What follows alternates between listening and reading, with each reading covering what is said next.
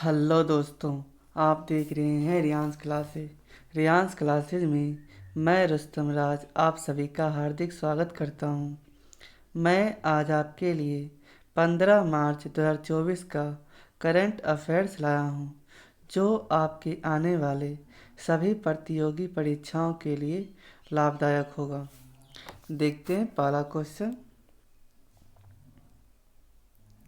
हाल ही में संयुक्त राष्ट्र मानव विकास सूचकांक 2022 में भारत को कौन सा स्थान मिला है? आपके ऑप्शन है 132, 134, 136 या 138। ठीक है, तो यहाँ देखते हैं भारत को स्थान मिला है 134वां। आंसर आपका हो जाएगा 134वां। कितना देश में है? तो 134 स्थान मिला है 193 देशों में। ठीक है ना। यहाँ देखते हैं ये मानव विकास सूचकांक HDI, इसको HDI कहते हैं। इसको जारी कौन करता है?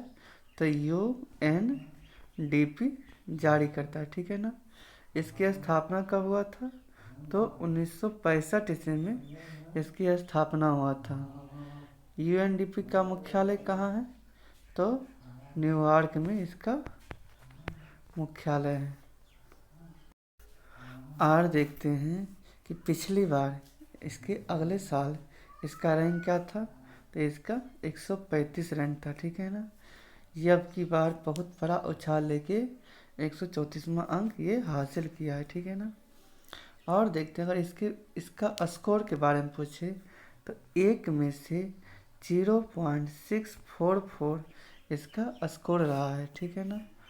और देखते हैं कि टॉप पर कौन रहा है। टॉप पर मतलब 1 2 3 करके कि कौन रहा है? तो एक है Switzerland, Norway, Iceland, Hong Kong. Switzerland, Norway,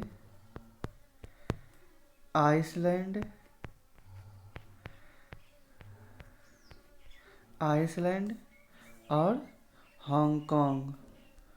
Hong Kong है जो फर्स्ट पे स्विट्जरलैंड, दूसरा पे नॉर्वे, तीसरा पे आइसलैंड और चौथे पे हांगकांग है। ठीक है ना। अगर आपसे पूछे कि बॉटम पे कौन है, तो बॉटम मतलब निचले, सबसे निचले पायदान पे कौन है? तो ये है सोमालिया और सूडान जो है सबसे निचला पायदान पे आता है। ठीक है ना। इस इंडेक्स के 3 आधार हैं। जो HDI है इसका 3 आधार है। फर्स्ट है जीवन प्रत्याशा, दूसरा है प्रति व्यक्ति आय और तीसरा है साक्षरता। ठीक है ना। आगे बढ़ते हैं, कुछ इम्पोर्टेंट इंडेक्स के बारे में हम लोग जानते हैं। ठीक है ना। 161 ये किसका है? तो ये है प्रेस फ्रीडम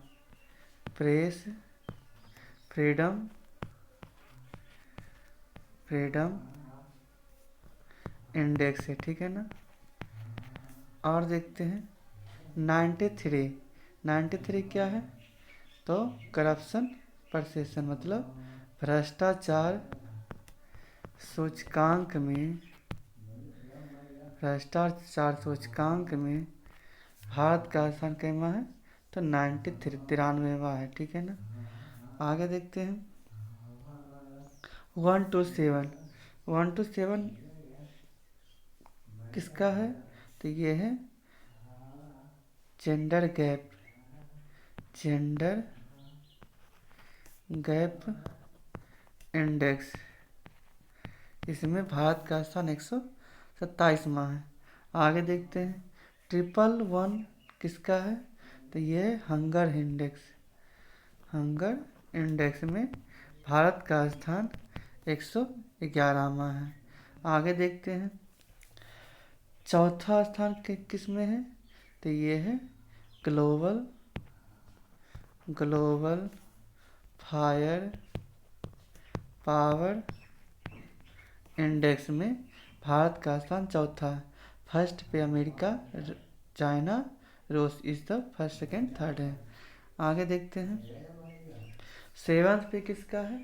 तो सेवंथ पे पर्यावरण सूचकांक में, पर्यावरण सूचकांक में भारत का स्थान 7वां है। ठीक है ना।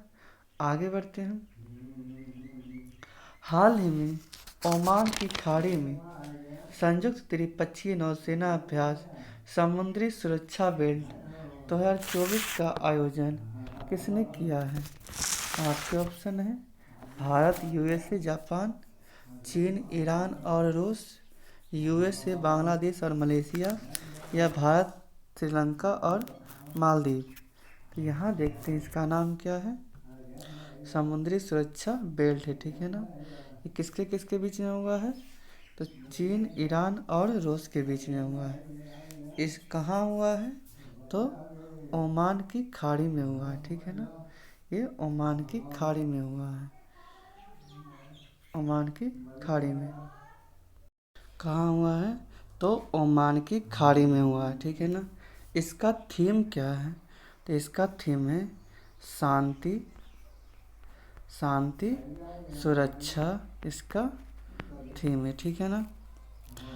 और अगर आपसे पूछे अभी हाल ही में त्रिपक्षीय एक और मतलब अभ्यास हुआ है, किसके बीच हुआ है? तो भारत, श्रीलंका और मालदीव के बीच में दोस्ती दोस्ती अभ्यास हुआ है। ठीक है ना। कहाँ हुआ है? तो मालदीव के अंदर हुआ है। आगे देखते हैं।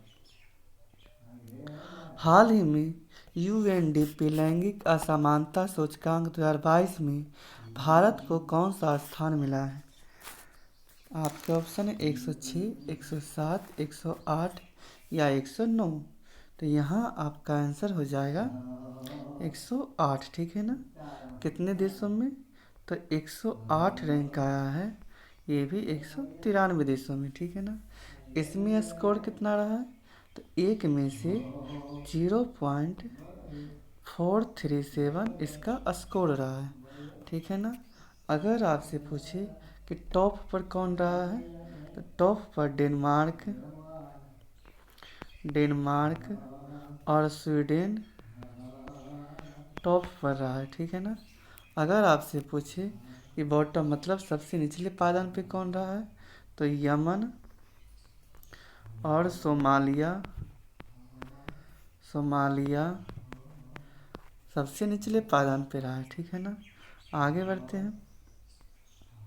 हाल ही में चर्चा में रही एक राष्ट्र एक चुनाव पर उच्च स्तरीय समिति की अध्यक्षता किसने की है?